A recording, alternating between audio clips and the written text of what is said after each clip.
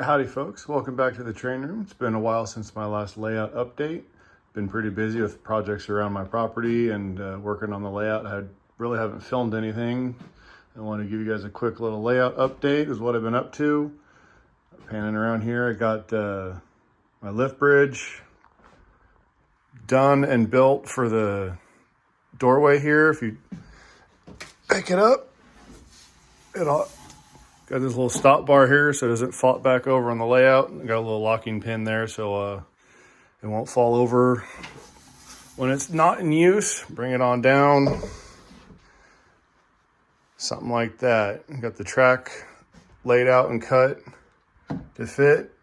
Put some blocks in there just to keep it nice and secure so it doesn't go anywhere, especially with that joint. I'll be doing something similar on the other side when I get to that later on. I've got some buildings laid out, just kind of playing around with some things, getting some other ideas of how I want to do it. Going for a Southern Pacific theme on my railroad with a emphasis in Dunsmuir. The real Dunsmuir had 2 yards, one south of town, that's where they did all their yard switching, and then they had a yard in town where the station was with a roundhouse turntable and shops and all that. I don't have room in O gauge to do that, so I kind of compressed the 2 into 1 yard area. Southern Pacific had a shop building on the south of the turntable where they did a lot of work on the cab forwards, and the slang for the cab forwards was backup Mallet, so they just called that engine house the Mallet house. So I'm using this one here as a fill-in until I can get something built to be more accurate to the prototype.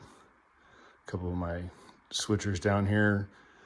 The 2 zebra striped ones were custom painted. I found those on eBay and luckily they got to come home to me. This all black one here with the orange and silver, I custom painted that. I got to get some decals and finish it up, but wanted to do something a little bit different to some other photos I've seen at NW2 on the SP. Moving on down, I decided to go with this pop out here for the engine facility. It looks something kind of like this. It comes out about 2 feet off the main layout. I'm gonna get it to kind of accurately represent the engine house there in Dunsmuir. I have my track pinned in place here just with some finishing nails stuck into the foam. Kind of see them right there. That's just to hold the track in place. I got a bunch of track pins and ground throws on order, so once those come in I can start working on the wiring and getting all the connections done. You can see right here there's no pins in it whatsoever, so when I can get those should be here tomorrow, so hopefully next weekend I'll be able to get the track hooked up together and get started on the wiring. Be posting some videos about that when I have a chance to get to it. I got my Lionel Rico station, painted it years ago to look like a Southern Pacific station. Just it's a stand-in now until I can get something built down the road that's more accurate to Dunsmuir. Lionel water tower, a couple of trees.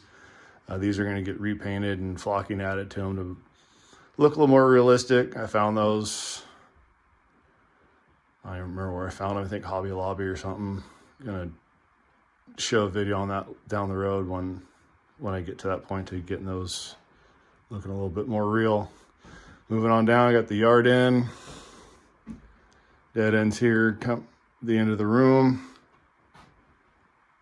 Got this big trestle here. A friend of mine made this for me about over 20 years ago. I haven't had a chance to use it on a layout, never had a layout room big enough for it, so I finally said I'm going to be putting it in. This piece here is not part of what he had built. It was actually from here down. I'm going to redo the decking on it because that's with Lionel tubular track, and I'm using Gargraves with Ross switches, and I also have some Gargrave switches as well here in the yard. But that's what I've been up to so far.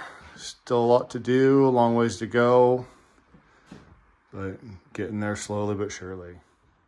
Also wanted to mention the building my train room's in is in a standalone building is 12 feet 4 inches wide by about 20. It's exactly 24 feet long. So I got quite a bit of space to do what I want. Hopefully get everything fit in, but there's going to be a few things I'm not going to be able to fit, I think. But that's what I've been up to the last couple of months, working on the train layout. Appreciate you guys watching. See you next time.